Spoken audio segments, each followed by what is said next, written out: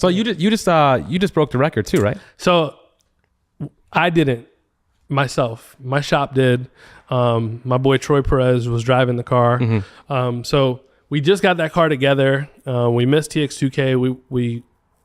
We decided in the last minute that we weren't going to go just because they made a rule change that wasn't going to work out for us for that car. So we'll probably look into it for the next year, but we didn't want to rush and get the car there. So our debut race was going to be the reunion at Bradenton. So with that being said, I was driving Goldie, my Civic, my front wheel drive car. And I don't like to drive two cars in an event. So my boy Troy got in and drove, and we tested, we did really well. And then normally when you have a brand new car, you have the issues right away. It was a little bit after we started testing that we started having issues, so we had to sit that race out. We have some sort of wiring gremlin. We're going to rewire the car. But we've been through a lot. I mean, we've only put 10 passes on that car, less than 10 passes on the car. Wow. We scrubbed the wall the week before the reunion, fixed that, then had the electrical gremlins come up, heard an engine, rebuilt an engine, put it in the car. It's on a Motec? That car's on Fuel Tech. Okay. One of the first cars that we've done in our shop on a Fuel Tech, like of our own. Okay. So far, so good.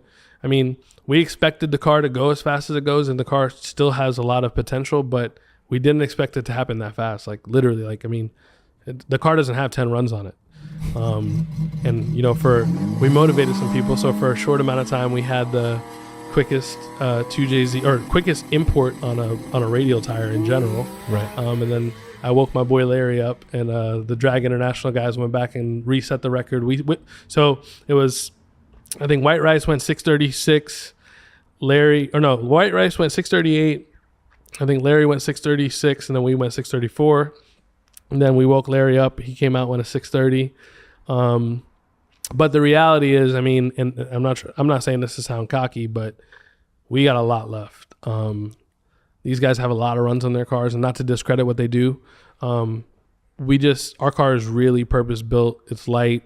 It's got the best of the best, the latest, greatest. I think that when we come back out, we're going to put that record out of reach. Really? Yeah. So what, can you give me a breakdown, just a quick breakdown of what's done to the motor? Yes, that one's just that one's a billet block, mainly for reliability and weight. You can fill a 2J with concrete and not have to worry about the block breaking at that level. But then you're adding 100 pounds to the car. Weight, right. So it's a billet block. It's one of our, so what's really cool about that car, back to what I was saying, we do all of our own R&D and we like really test all our stuff. The pistons, the rods, the crankshaft, the cylinder head, all the cylinder head components, everything on that car is just regular old you could buy on our website. There's no custom this, custom that. Every single part that's in that engine of that car is off the shelf, regular deal stuff. So it's just got our Induction Performance HD pistons, Brian Crower crankshaft, MGP rods, Brian Crower head parts. That's it. Just regular stuff. Our regular CNC port, not a custom. We wanted to run our stuff that we sell. Right. It's kind of it feels good. It's like a way to brag on our stuff, because we've been telling people for years, like we sell so many engines, we sell cylinder heads, and we sell these parts, and we tell people like, yo, this is all you need. You don't need more than this. Don't let people tell you that you do. Yeah. And now we solidified that. We proved that. Like, yo, everything we've been selling you, we haven't been, you call some places and they'll tell you need a custom piston and it's $2,000.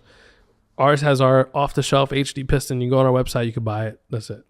And that stuff has worked great. And somebody macked. Somebody just smacked out there. Yeah. Somebody just macked. I heard it. Yeah. Hope they're all right. Yeah. But it's just off-the-shelf stuff. It's got a Precision 88 M&M transmission, Turbo 400 with a lockup converter, Fuel Tech, simple stuff. That's it, simple. Yeah, very simple stuff. I mean, we have a lot. We've seen a lot of really promising things in the few short runs we've made with that car. Yeah. Yeah.